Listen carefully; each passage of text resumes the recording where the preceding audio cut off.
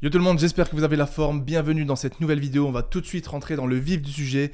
Dans cette vidéo, je vous montre tout mon nouveau programme et toute ma nouvelle programmation pour atteindre mes nouveaux objectifs. Donc le but de cette vidéo, c'est un format complètement nouveau que je vous ai jamais fait sur cette chaîne YouTube. Je suis ici avec mon micro, mon ordinateur et l'objectif, c'est que je puisse vous montrer tout mon nouveau programme du coup et surtout comment je l'ai mis en place. Donc je vais essayer de vous expliquer un petit peu mes nouveaux objectifs et comment je passe ensuite de la théorie à la pratique sur papier pour créer ma nouvelle programmation. Donc ce que je vais faire, c'est que je vais vous faire une petite capture d'écran d'un Google Sheets et je vais faire pas à pas toutes les étapes que je fais pour me faire mon nouveau programme. Bien évidemment, dans la vraie vie, ça prend un petit peu plus de temps, mais là, je vais vous donner toutes les clés nécessaires pour que vous puissiez voir ce que ça donne et je pense que ça peut peut-être vous inspirer et si vous voulez comme moi, faire un petit peu de muscu, de cardio, etc. Je pense que c'est un programme qui peut vous intéresser et ça peut vous donner pas mal d'idées. Donc, on est tout de suite parti. Je vous souhaite un excellent visionnage. N'oubliez pas de prendre des notes, de mettre un petit pouce bleu. Et si vous avez des questions, quelles que soient vos questions pendant toute la vidéo, n'hésitez pas à me les poser dans les commentaires. Je serai là pour y répondre et je pourrai même y répondre dans des futurs épisodes du podcast, donc le fameux Basscast. Donc, on est tout de suite parti. Avant de mettre l'écran en partage, je vais d'abord vous expliquer un petit peu mes nouveaux objectifs. Donc, comme vous le savez, ça fait un petit moment que je m'entraîne de façon différente par rapport aux dernières années. Je mets beaucoup plus d'accent sur le cardio car mes objectifs actuellement, c'est d'être tout simplement l'athlète le plus complet possible. Maintenant que j'ai fait pendant très longtemps de la musculation, avec pour objectif, on va dire, le bodybuilding, où j'ai travaillé vraiment le physique. Ensuite, des objectifs de powerlifting et de streetlifting, où j'ai travaillé les dips, les tractions, le squat, le bench, etc.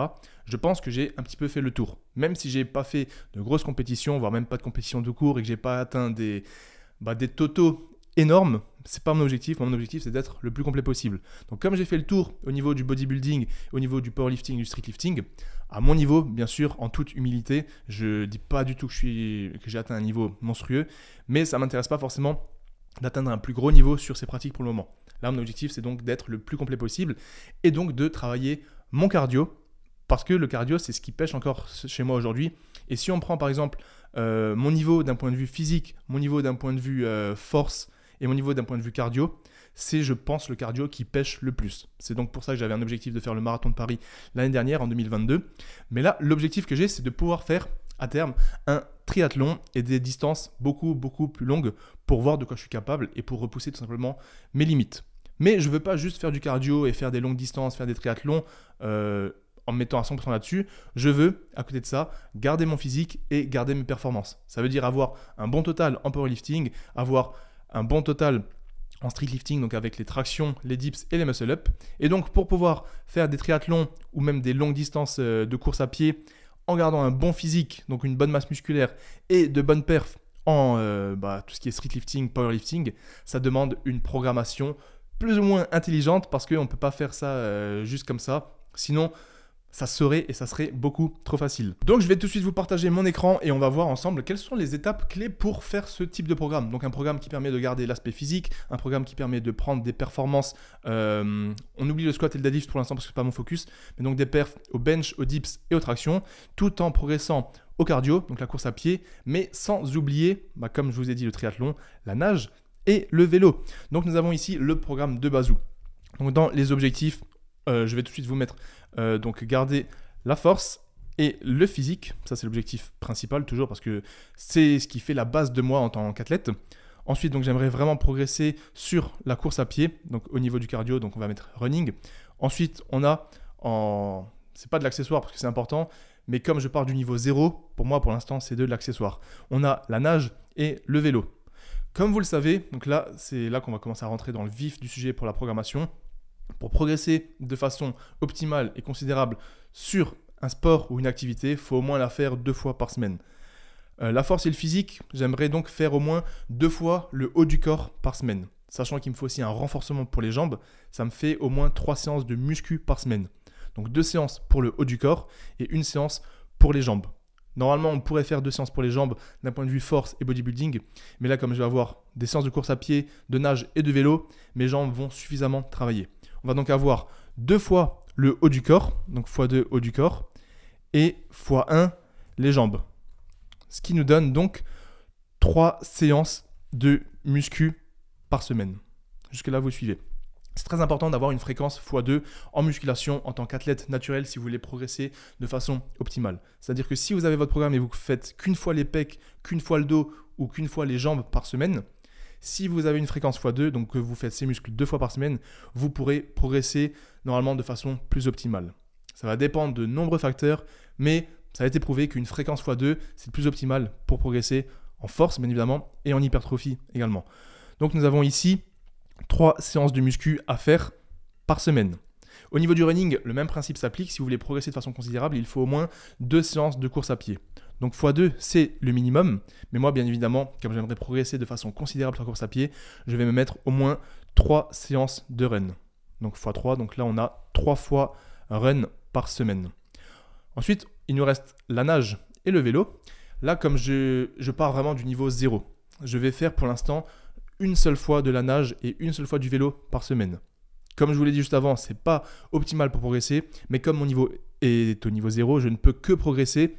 Et je pense que si je me mets par exemple 2 fois de la nage ou 2 fois du vélo, alors que ce n'est pas forcément ma passion et que j'ai un niveau 0, je pense que je peux être vite dégoûté.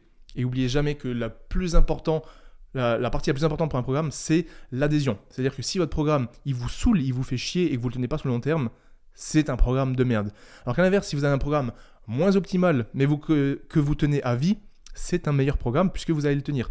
Donc la nage et le vélo, je vais juste me le mettre x1 pour le début, pour voir comment je progresse, pour voir à quel point ça me plaît, etc. Et ensuite, une fois que je commencerai à progresser plus ou moins, je pourrais mettre x2, voire même x3, la nage et le vélo. Donc là, on a les séances que je dois faire par semaine, donc une semaine de 7 jours, de lundi à dimanche, pour progresser sur mes objectifs. On a donc 3 séances de muscu, 3 séances de run, une séance de nage, une séance de vélo. Ce qui nous donne un total de 8 séances par semaine. Bien évidemment, c'est là que ça va commencer à se compliquer, c'est qu'il n'y a que 7 jours dans la semaine. Donc il y a au moins une journée où je vais devoir faire 2 séances par jour, mais ça, bien évidemment, c'est ce que j'imaginais. Et il me faut au moins un jour joker ou un jour de repos, où je peux vraiment reposer complètement, et même si jamais je dois voyager, si jamais je dois travailler, je peux avoir un jour de repos. Donc c'est-à-dire qu'il y a au moins 2 jours, je vais devoir m'entraîner 2 fois par semaine. Donc ce que je vais faire, c'est ici, je vais tout de suite vous mettre tous les différents jours, et on va voir la programmation. Donc moi j'ai triché, je vous ai déjà écrit en avance tous les jours. Donc là on a lundi, mardi, mercredi, vendredi, samedi, dimanche. On a donc toute la semaine qui nous attend. Et on va voir maintenant donc comment on va pouvoir mettre les séances qu'on a dit juste avant. Donc comment on va pouvoir caler les muscles, les runs, la nage et le vélo. On va commencer par la partie musculation parce que c'est ce qui nous intéresse le plus ici, bien évidemment. Ce que je vais faire, donc je vous ai dit, c'est 2 séances du haut du corps. J'avais l'option pour une fréquence x2 de faire push, pull, upper. Parce que push, je vais faire tous les exos de poussée, pull, les exos de tirage. Donc ça fait une fréquence x1. Et ensuite avec la séance upper, je fais tout le haut du corps. Donc avec push, pull et upper, on a une fréquence x2 sur le haut du corps. Mais on a donc push, pull, upper, ça donne 3 séances de muscu. Comme je l'ai dit, je préfère faire 2 séances pour le haut du corps. Et donc si on n'a que 2 séances à faire et qu'on veut une fréquence x2, le seul format possible, c'est soit le full body, ce que je n'ai pas envie de faire parce que j'ai pas envie de mettre les jambes. Donc il me reste le format upper. Upper numéro 1, upper numéro 2. Donc ça, c'est le programme sur lequel j'aimerais partir pour le début.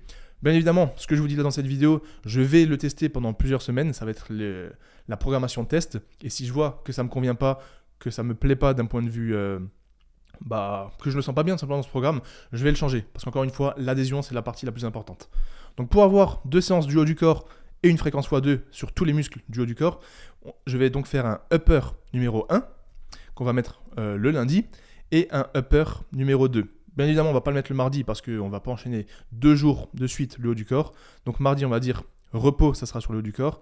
Et on va tout de suite enchaîner mercredi avec l'upper numéro 2. Bien évidemment, quand on fait une programmation, c'est toujours compliqué de se dire par quoi on va commencer la semaine. Moi, je sais que lundi, c'est là où je suis bien, c'est là où je suis performant. Donc si je veux faire une bonne séance de muscu où je suis en forme, je préfère la faire le lundi directement. Comme ça, c'est fait. Donc lundi, il y aura le upper numéro 1 où je fais tous les muscles du haut du corps. Mardi, un petit repos tranquille. Et upper à nouveau. Et mercredi, à nouveau le upper numéro 2. Comme ça, mercredi, milieu de semaine, j'aurai déjà fait mes 2 séances du haut du corps.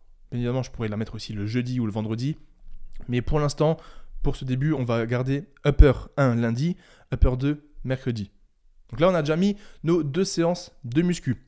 La 3e séance, ça va être le renfort jambes. Donc ce qu'on va faire, c'est que pour l'instant, on va dire qu'on va se le mettre samedi. en fin de semaine, même si là, on va le changer. Donc, legs. Donc là, on a les 3 séances de muscu. Je vais vous les mettre en rouge, comme ça, on garde le même code couleur. Muscu, on va les mettre en rouge. Run, je vais vous le mettre en bleu parce que quand on court, c'est dans la nature et la nature, elle est verte. La nage, on nage dans l'eau, donc on va le mettre en bleu. Et le vélo, on nage au soleil. Et le vélo, on pédale au soleil, donc on va le mettre en jaune. Comme ça, voilà, vous avez les codes couleurs. Rouge, muscu, vert, run. Maintenant qu'on a mis les séances de muscu, on va mettre nos 3 runs par semaine. Vous voyez que là, mardi, j'ai un trou. Donc, entre le upper 1 et le upper 2, ça va être pas mal de mettre un petit run. Donc, juste ici. Ensuite, upper 2 mercredi, jeudi, à nouveau un run, juste après le upper. Comme ça, entre les 2 runs, j'ai un jour de repos au niveau des jambes. Vendredi, on va se reposer. Et comme samedi, j'ai legs, donc renfo jambes, je peux me mettre un petit run. Parce que je trouve que ça fait du bien d'avoir une séance, enfin une journée où je vais faire une course à pied, donc je vais travailler les jambes. Et en plus, derrière, je vais faire du renforcement pour les jambes. Moi, j'aime bien faire ça, je trouve que ça peut être optimal. Donc là, nous venons de mettre nos 3 séances de course à pied. Je n'ai pas mis de course à pied pendant le upper 1 ni pendant le upper 2 parce que j'ai envie d'avoir le moins d'interférences possible. J'ai envie que ma journée de muscu haut du corps, ça soit full muscu, que mon corps il se focus sur l'hypertrophie, sur la force. Et les interférences, c'est quoi? C'est tout simplement quand votre partie cardio, elle va venir interférer sur votre partie muscu. Ou à l'inverse, que votre partie muscu aille interférer sur votre partie cardio. Donc si par exemple, je vais courir le matin et que l'après-midi j'ai une séance dips à faire, je peux potentiellement être fatigué pour mes dips. À l'inverse, si je fais une séance muscu bien lourd le matin, mon système nerveux peut être fatigué pour l'après-midi et si j'ai un run à faire, je peux être fatigué. Donc autant séparer les deux, comme je l'ai fait ici, upper, repos, upper, et ensuite mardi, donc run, repos de run, et de nouveau jeudi. Vendredi, pour l'instant, on a repos, et samedi, on a donc renfo jambes et run. Maintenant, il nous reste, vous voyez, on a vendredi et dimanche, on n'a absolument rien, donc ça c'est cool. Une séance de nage. Pour l'instant, la nage, comme je ne suis pas forcément bon, je vais faire des petites séances. Ça va être des séances de 3 quarts d'heure, 1 heure maximum, où je vais faire environ 1 km, 1 km 5 de nage. Donc ce que je vais faire, c'est que je vais mettre ma séance de nage pendant le jour où je cours. Parce que ça sera donc ma journée cardio. Et je trouve que c'est sympa comme si je veux faire un triathlon un jour, c'est cool d'avoir des journées où tu mixes les deux. Comme ça, ton corps s'habitue à la charge de travail et à faire plusieurs sports, à faire les transitions dans la même journée. Donc je vais le mettre mardi directement en début de semaine, comme ça c'est fait. Donc là, la nage, elle est faite. Et il me reste la sortie vélo. Donc là, je peux la mettre soit vendredi, soit dimanche, parce que j'ai rien. Et je pourrais même le mettre le jeudi, pendant le run. Mais ce que je vais faire, c'est que le dimanche, en général, le dimanche, il n'y a pas grand monde dehors. Le week-end, ça peut être bien pour la sortie vélo. Donc, je me mets ma sortie vélo le dimanche. Voilà à quoi ressemblerait la programmation. On a ici nos 8 séances. Donc, lundi, mercredi, samedi, les 3 séances de muscu. Mardi, jeudi, samedi, les 3 séances de run. Et le mardi, on a la séance de nage et la séance de vélo le dimanche. Donc ça serait on va dire le squelette de ma programmation. Ça me correspond pas mal, je trouve que c'est cool. Je commence bien la semaine, j'ai des jours tranquilles. Par exemple, le lundi et le mercredi, j'ai juste le petit upper à faire. Le vendredi, j'ai un jour de repos complet.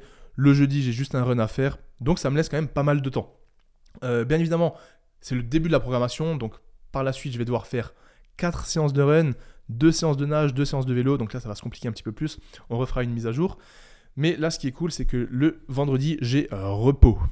Voilà. Donc maintenant que nous avons le squelette de notre séance, du moins moi c'est ce qui me correspond pour la semaine, il reste à voir quelle séance on va faire.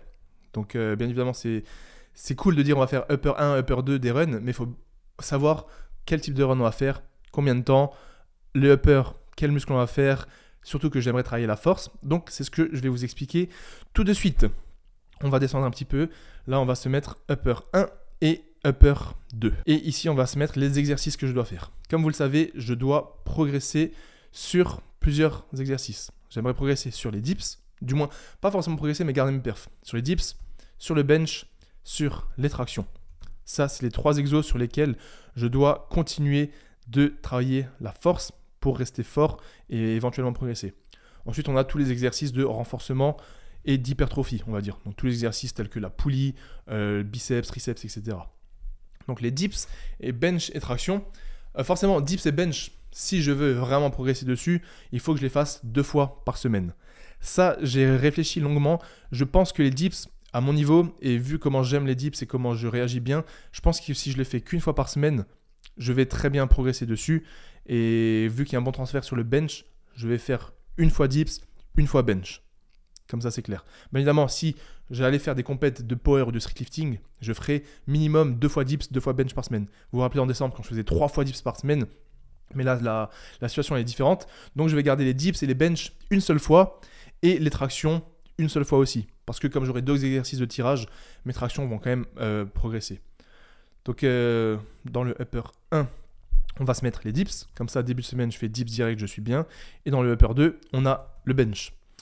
Les tractions, moi personnellement, je préfère les mettre avec les dips. Comme ça, je garde une séance plus ou moins street lifting. C'est ma spécialité. Dips, traction, on reste dans le même délire. Donc voilà, là on vient de placer nos dips, nos tractions et nos bench. Donc là, on a juste à faire le reste de notre séance. Après les dips, il me faut un deuxième exercice pec pour avoir du volume suffisant. Après les dips, moi ce que j'aime bien faire, c'est du développé incliné aux haltères. Donc développé incliné ou de la presse convergente. Donc là, j'aurais dû ouvrir... Attendez, on va décaler ça. Voilà. Donc, dans ma séance upper, bien évidemment, il me faut 2 exercices pec, 2 exercices dos, un exercice bras, un exercice épaule. Donc, dips, c'est l'exercice 1 pour les pecs. L'exercice 2, c'est le développé incliné haltère ou la presse inclinée, puisque moi, j'ai une presse inclinée, comme vous le savez. Donc là, on a les 2 exercices pec. Traction en exercice 1 pour le dos. Donc pour le deuxième exercice, plutôt que de faire un tirage vertical comme les tractions, on va faire un mouvement de rowing horizontal. Là, ça peut être du rowing bûcheron aux haltères, du rowing haltère sur le banc, du rowing à la barre, du rowing à la poulie assis. Toutes les variantes de rowing horizontal seront bonnes à prendre. Donc là, on a donc 2 exercices pec, 2 exercices dos. On va pouvoir passer au bras. Donc pour les bras, triceps, on va tout simplement faire une extension triceps au choix. Peu importe que vous fassiez à la corde, à la barre, extension nuque, peu importe les extensions de triceps. Donc vous allez tendre votre coude, vous allez travailler vos triceps et vous allez travailler les 3% de votre triceps. Donc voilà, je ne me prends pas la tête là-dessus. Pour les biceps, c'est le même principe. Curl, biceps, prise au choix. Là, bien évidemment, je vais faire première séance, une prise marteau, parce que ça, je kiffe. Et deuxième séance, je vais faire une prise supination. Donc je vais vous le mettre directement ici. Curl, biceps en supination. Comme ça, je travaille les 2 fonctions du biceps. Une fois en pronation, en pronation prise neutre pour le brachial, l'avant-bras, et une fois en supination. Les triceps, bien évidemment, ce que je vais faire, c'est extension triceps le long du corps pour la séance 1, et dans la séance 2, des extensions triceps nuque. Comme ça, on change aussi les angles de travail et on a différentes intensités. Ça peut être optimal à faire, mais ce n'est pas obligatoire. En gros, si vous faites 2 extensions triceps avec les coudes le long du corps, vous allez très bien progresser. Mais si vous avez l'occasion de faire une le long du corps et une les bras au-dessus de la tête pour les extensions triceps, comme les angles de travail changent, ça peut être bénéfique. Donc voilà, on a nos exercices bras pour les 2 séances. Upper 1, on a donc dips, bench pour les pecs, traction rowing pour le dos. On a nos 2 exo-bras, biceps, triceps. Et pour les épaules, on va mettre des élévations latérales. Là encore, que ce soit poulie, haltère, on s'en fiche parce que tant qu'on fait des élévations latérales, nos épaules vont progresser comme il le faut. Et pour l'arrière de l'épaule, même si, en vrai, je vous le dis là en toute franchise, si je fais des tractions et que je fais du rowing, l'arrière d'épaule va déjà être bien sollicité. Donc là, je vais quand même ajouter du face pull pour la bonne santé des épaules, prévenir d'éventuelles blessures et bien évidemment le renforcement donc, des épaules. Mais le face pull, je vais le mettre en optionnel parce que, comme dit, il va suffisamment travailler avec les tractions et le rowing horizontal. Donc face pull en fin de séance. Et ensuite, pour le upper numéro 2, on avait donc le bench pour les pecs en 1. Pour les 2, au niveau des pecs, ce que je vais mettre, c'est de l'écarter à la poulie. Parce que vu que je n'avais pas d'écarté dans la séance 1, je mets le pattern, donc le mouvement d'écarté dans la séance 2. Comme ça, vous voyez bien que les angles de travail et le type de travail changent entre la séance 1 et la séance 2. Séance 1, j'ai dips. Séance 2, j'ai bench. Séance 1, j'ai du développé incliné ou de la presse inclinée, donc vraiment un mouvement de poussée. Séance 2, j'ai un mouvement d'écarté. Comme ça, je travaille toutes les fonctions du pec. Donc là, on a donc les 2 exercices pec, bench, écarté, poulie. Traction, je ne vais pas en remettre ici, je vais mettre un tirage. Non, je vais mettre un rowing horizontal. Pourquoi ? Parce que dans la séance 1, je commence par un tirage vertical. Non, dans la séance 2, je commence par le tirage horizontal. Comme ça, dans chaque séance, on commence par l'autre muscle, en l'occurrence trapèze moyen. Donc rowing horizontal. Et en exercice numéro 2, je vais mettre un tirage vertical. Focus donc sur le grand dorsal. Donc voilà, focus sur le grand dorsal. Comme ça, là, j'ai mes 2 exercices pec, donc bench, écarté, poulie. Mes 2 exercices dos, donc rowing et tirage vertical. Mes 2 exercices bras, donc extension nuque parce que dans la séance 1, j'ai fait extension coude le long du corps, et curl en supination pour le biceps, parce que dans la séance 1, j'ai fait curl en marteau. Comme ça, vous voyez que j'utilise à chaque fois toutes les fonctions du muscle. Et on va terminer par des épaules, à nouveau des élévations latérales, parce que j'ai juste besoin de ça moi pour les épaules, puisque l'élévation latérale, c'est ce qui va travailler le deltoïde médial, et j'ajoute en renforcement l'éventuel face pull. Comme ça, soit je le fais dans les deux séances, ça fait pas de mal parce que c'est du renforcement pour les épaules, pour la bonne santé de la coiffe des rotateurs, etc. Et si jamais je le fais pas dans la séance 1, je le fais dans la séance 2 et inversement. Donc voilà, on a donc ici nos deux séances upper, donc le upper 1 et le upper 2. Comme vous pouvez voir avec tous les exercices, n'hésitez pas à faire une capture d'écran si vous le souhaitez. Maintenant, ce qui nous reste à faire, c'est juste de voir combien de séries et de répétitions il faut faire pour chacun de ces exercices. Parce que ça, bien évidemment, c'est très important. Je vais juste décaler ça ici. Et c'est ce qu'on va voir maintenant. Dips et bench, c'est l'exercice où j'aimerais travailler la force, ainsi que les tractions. Donc ce qu'on va faire, c'est dips, traction, bench, on va les mettre en rouge. Comme ça, vous voyez bien que c'est là que je vais travailler la force. Et le reste, c'est vraiment le renforcement pour l'hypertrophie. Donc ce que je vais faire au niveau des dips, c'est que je vais partir sur un bon 4x4. Et pour le bench, je pense que je vais partir aussi sur un bon 4x4. Pourquoi vous allez me dire un 4x4 ? Parce que c'est un format que j'apprécie beaucoup.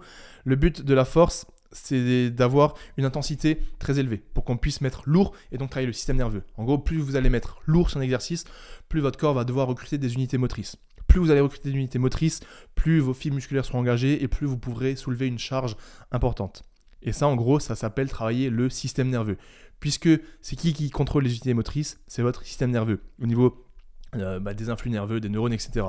Donc, pour travailler la force, et donc ce système nerveux, et recruter de nombreuses unités motrices, il faut avoir une intensité élevée. Qui dit intensité élevée, dit une charge lourde, et pour avoir une charge qu'on dit lourde, il faut faire moins de 6 reps. Parce que si vous faites 12 reps avec une charge, c'est qu'elle n'est pas lourde. Elle suffit pour l'hypertrophie si vous êtes proche de l'échec, mais objectivement, elle n'est pas lourde. Voilà. Donc ici, j'aurais pu faire par exemple 4x4, j'aurais pu faire du 3x5, j'aurais pu faire du 5x3. Et bien évidemment, pour le bench, c'est la même chose. Mais là, on va juste faire rapidement des mathématiques. Regardez, si je fais du 3x4, ça fait 12 répétitions. Si je fais du 5x3, ça fait 15 répétitions. Alors que si je fais du 4x4, nous avons 16 répétitions, donc un plus gros volume. Et donc, potentiellement, c'est plus optimal. Vous allez me dire pourquoi je ne fais pas du coup un 4x5 ? Parce que là, au lieu d'avoir 16 répétitions, je vais avoir 20 répétitions. Tout simplement parce que 5 répétitions, je trouve, sur des dips et des bench, c'est un peu élevé. Et 4 reps, j'aime bien. Tu es là, tu fais 1, 2, 3, 4, la série est terminée. Et tu as quand même une grosse intensité et le volume n'est pas forcément trop élevé. Donc je vais faire dips 4x4, bench 4x4. Les tractions, j'hésite encore. Soit je reste sur un volume plus ou moins, une intensité plus ou moins élevée avec du 4x4. Soit je pars sur une intensité plus faible et un volume plus gros avec du 4x6. Là, je vais encore réfléchir parce que les tractions, moi, je trouve que ça se prête sur... Il y a des personnes qui réagissent mieux avec des séries plus courtes et il y a des personnes qui réagissent mieux avec des séries plus longues. Donc moi, je vais partir sur les deux, je vais voir ce qui me convient le mieux et je vais voir aussi en fonction de comment je me sens avec le reste du programme. Donc là, nos exercices principaux, ils sont faits 4x4, 4x4. Pour faciliter la compréhension, je vais rester sur un 4x4 au niveau des tractions. Et ensuite, sur le reste des exos, là, le but de cet exercice, c'est d'avoir du renforcement. C'est de travailler l'aspect physique et donc l'hypertrophie. La condition à respecter pour l'hypertrophie, c'est d'avoir une intensité suffisante pour stimuler les fibres musculaires et donc entamer le processus d'hypertrophie. Une intensité suffisante pour l'hypertrophie, ça veut dire qu'il faut être proche de l'échec. Proche de l'échec, ça ne veut pas dire être à l'échec, même si vous pouvez, mais c'est-à-dire avoir une, voire 2 reps en réserve. Je vous conseille plutôt d'avoir une rep en réserve pour être sûr d'avoir la bonne intensité, mais vous n'êtes pas obligé d'aller à l'échec complet parce que vous n'aurez pas forcément beaucoup plus de gains musculaires, mais vous allez avoir une plus grosse fatigue. Donc ce que je vais faire, c'est que sur tous les exercices qui vont rester dans la séance, je vais être soit à l'échec, soit proche de l'échec, c'est-à-dire avoir 1 ou 2 reps en réserve. On appelle ça RPE 8 ou RPE 9. Et ensuite, au niveau du volume, je vais vous montrer ce que je vais faire, parce que je vais juste faire 3 séries sur chacun des exercices, et je vais me mettre entre 8 et 12 répétitions sur l'exercice dos et pec. Donc je vais mettre en 8 et 12, là pareil, rowing 3x8, 12, écarté poulie 3x8, 12, tirage vertical 3x8, 12, parce que entre 8 et 12 reps, c'est le format qui me convient, c'est le format optimal pour avoir une bonne intensité, pour ne pas perdre trop de temps et pour stimuler donc l'hypertrophie. Ensuite, au niveau de l'isolation, donc pour les bras, je vais me mettre entre 3 séries de 10 à 15 répétitions. Parce que parfois, j'aime bien mettre lourd et rester sur du 10 reps pour les bras. Et parfois, j'aime bien aller jusqu'à 15 répétitions, avoir un petit peu plus de volume. 3 x 10, 15 donc pour les exercices bras. Élévation latérale, pareil, je vais rester sur un format entre 10 et 15 répétitions. Et pour le face pull, comme c'est un exercice vraiment d'isolation, de renforcement, je vais faire 2 à 3 séries. Je vais vous mettre 3 séries pour la compréhension, de 15 à 20 répétitions. Parce que comme le face pull, on travaille vraiment le deltoïde postérieur et avec la rotation externe, on peut aussi travailler la coiffe du rotateur. Je trouve que d'un point de vue renforcement et d'un point de vue prévention d'éventuelles blessures, je trouve que c'est bien d'être sur des répétitions plus élevées avec un poids plus léger, donc 15 à 20 répétitions.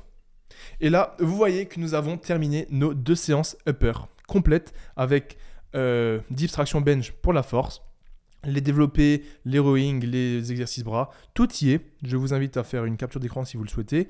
Et donc, ce que l'on va faire maintenant, c'est on va tout mettre en blanc, parce que là, on a fini nos 2 séances upper, en blanc, pas en rouge, et on va venir les intégrer dans notre programme. Donc là, upper 1, il va venir juste ici. Je vais juste vous mettre quand même les exercices sans le nombre de séries. Donc l'upper 1, il va venir juste ici, comme vous pouvez le voir. Le upper 2, il va venir juste à côté.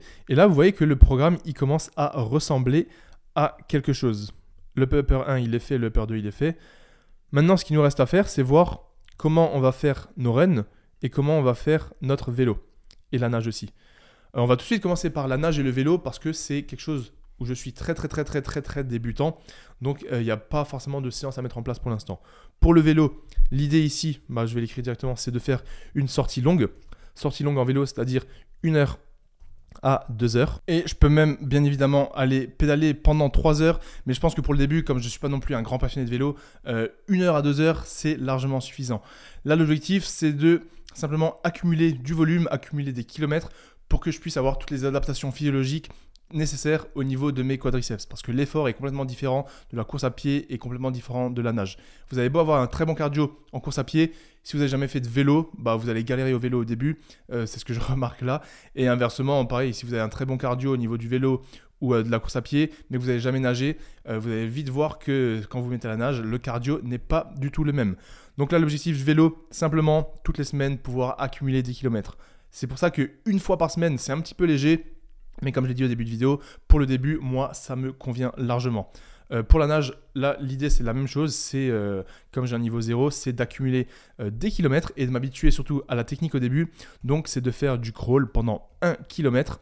Parce que là, pour l'instant, le 1 km, je l'ai fait cette semaine. Ça m'a pris à peu près 40 minutes. Mais bien évidemment, l'idée, c'est que dès que j'arrive à faire le crawl en genre 30 minutes, comme 30 minutes de nage, c'est pas non plus énorme, c'est que dès que j'ai plus ou moins un niveau qui commence à ressembler à quelque chose, c'est de faire 45 minutes à 1 heure de nage. Donc voilà, ça c'est tout simplement pour la nage et le vélo. Comme je vous l'ai dit, je ne vais pas me prendre la tête là-dessus pour l'instant, je vais faire juste 1 fois par semaine. Si j'ai le temps d'aller une 2e fois dans la semaine, je le ferai, surtout si je suis en forme et que j'en ai envie. Mais pour l'instant, dimanche, vélo sortie longue, 1 heure à 2 heures, et nage 1 km pour le moment, et ensuite je passerai à 45 minutes à 1 heure. Maintenant, pour les runs, très important, parce que c'est là le vif du sujet et le gros concret. Pour le run, là, il faut parler un petit peu technique. On va tout d'abord aborder la notion de l'endurance fondamentale, la notion de VMA et aussi la notion de spécificité. Moi, j'aimerais courir des longues distances, des marathons, pourquoi pas un jour des sorties encore plus longues qu'un marathon. Donc un marathon, c'est 42 km, pourquoi pas un jour des 50 km, et pourquoi pas si un jour je vais faire le Ironman, ça consiste en un marathon. Donc marathon, c'est-à-dire que vous devez tenir sur des longues distances, mais pas forcément avec une allure très rapide. Bien évidemment, le but ici, c'est juste l'endurance. Alors qu'à l'inverse, quand vous faites des 800 mètres, des 5 km ou des 10 km, le travail est complètement différent. Là, on est beaucoup plus dans le rouge, on est beaucoup plus dans le cardio et dans la vitesse. Donc, le type d'entraînement est aussi différent. Moi, le but, ça va être d'être spécifique à ce que j'aimerais faire. Qu'est-ce que j'aimerais faire? Moi, c'est des sorties longues. Donc, je dois travailler mon cardio et ma base. La base, c'est en gros, c'est toutes les adaptations physiologiques qui vont se faire au niveau cellulaire, notamment au niveau des mitochondries, pour l'oxygène, etc. On ne va pas rentrer dans les détails, mais en gros, je dois passer la majorité de mon temps en course à pied à faire de l'endurance fondamentale. Donc l'endurance fondamentale, je vais vous le mettre juste ici, on appelle ça EF, donc EF pour endurance fondamentale, bien évidemment. Ça correspond à une allure à laquelle vous pouvez tenir une conversation. Donc en gros, c'est un rythme assez léger où vous pouvez le tenir pendant 1 heure, 1 heure et demie, voire même 2 heures ou plus, et une allure à laquelle vous pouvez tenir une conversation. Cette allure, elle va dépendre bien évidemment de votre niveau. Quelqu'un qui a un très bon niveau, il n'a pas la même endurance fondamentale que moi, et quelqu'un qui n'a jamais couru n'a pas la même endurance fondamentale que moi. C'est comme en musculation. On a tous notre niveau et plus on est avancé, plus notre base elle est élevée par rapport à quelqu'un qui ne pratique pas. Pour connaître plus ou moins notre endurance fondamentale, en gros, on peut se baser sur notre VMA. Donc la VMA, c'est quoi? C'est la vitesse max aérobie. Là, pareil, on ne va pas rentrer dans les détails. C'est une mesure. Attendez, aérobie, c'est une mesure. J'arrive pas à écrire aérobie. Aérobie. C'est une mesure qui peut se mesurer en faisant des tests spécifiques, en allant dans des centres ou non. C'est pas obligatoire si vous n'êtes pas un grand sportif ou que vous ne préparez pas vraiment des réelles échéances. Mais si vous avez des gros objectifs et que vous aimeriez vous mettre à fond, c'est important de connaître votre VMA. Donc, vitesse max aérobie, c'est simplement la vitesse à laquelle votre corps consomme un maximum d'oxygène. Voilà. Et en gros, l'endurance fondamentale, elle correspond à, je vais vous le mettre ici, à côté de l'endurance fondamentale, elle correspond à environ, c'est toujours des environs parce que ça va dépendre des gens, 65% de votre VMA. Voilà, l'endurance fondamentale, ça peut aller, je crois, de 60 à 70%, mais en gros, c'est plus ou moins 65% de votre VMA. Moi, pour ceux qui se demandent, j'avais calculé ma VMA il y a quelques mois, j'avais fait une vidéo là-dessus si vous voulez aller la voir. Et ceux qui se rappellent, j'avais une VMA de 17,5 km/h. Donc je pourrais simplement calculer environ 65% de 17,5 km/h. De tête, je vous avoue que je ne sais pas à quoi ça correspond, mais je sais que moi, mon endurance fondamentale, elle correspond plus ou moins à 5 minutes 20, voire 5 minutes 30 par kilomètre. Ça, c'est l'allure que je devrais avoir pour faire mes runs en endurance fondamentale. 5 minutes 20 à 5 minutes 30, c'est ce qui me correspond. Bien évidemment, si quelqu'un est meilleur, il peut avoir une endurance fondamentale de 5 minutes au kilomètre, 4 minutes 30, 4 minutes. Et à l'inverse, si vous êtes débutant, vous pouvez avoir une endurance fondamentale de 6 minutes, voire même 6 minutes 30 au kilomètre. Chacun part de là où il part en fonction de son niveau. Donc la VMA, 65%, c'est ce qui correspond à l'endurance fondamentale. Mais on peut aussi dire que l'endurance fondamentale, vous devez être avec un BPM. Donc BPM, c'est votre rythme cardiaque. BPM, celui-là, il se calcule plus facilement avec vos montres, avec des cardiofréquencemètres que vous pouvez mettre à la poitrine, que vous pouvez mettre au bras. BPM, donc c'est le rythme cardiaque, il doit être inférieur à environ 170 BPM, je crois, pour l'endurance fondamentale. Là encore, ça dépend des personnes et ça peut varier de 160 à 165, 170. Mais en gros, 65% de votre VMA, inférieur à 170 BPM, c'est ce qu'il vous faut pour l'endurance fondamentale. Et l'endurance fondamentale, quelle durée on a? Donc je vais mettre tout de suite dans mon programme. Endurance fondamentale, c'est-à-dire 45 minutes minimum jusqu'à 1h30 de run en endurance fondamentale. Ça, c'est ce que je vais devoir faire 3 fois par semaine. Donc des runs de 45 minutes à 1h30 pour avoir toutes les adaptations physiologiques qui vont se faire au niveau cellulaire. Donc je vais vous le mettre ici, les 3 runs en endurance fondamentale. Là, vous vous posez peut-être une question, pourquoi je ne fais pas de fractionné? Tout simplement parce que pour l'instant, j'estime que j'en ai pas forcément besoin, mais je pense que le jeudi ou le samedi, je vais me mettre une séance de fractionné. Je vais le mettre quand même ici. Là, c'est juste en fonction de moi, comment je me sens et comment je vais décider de faire mon programme. Parce que le fractionné, c'est un petit peu plus spécifique.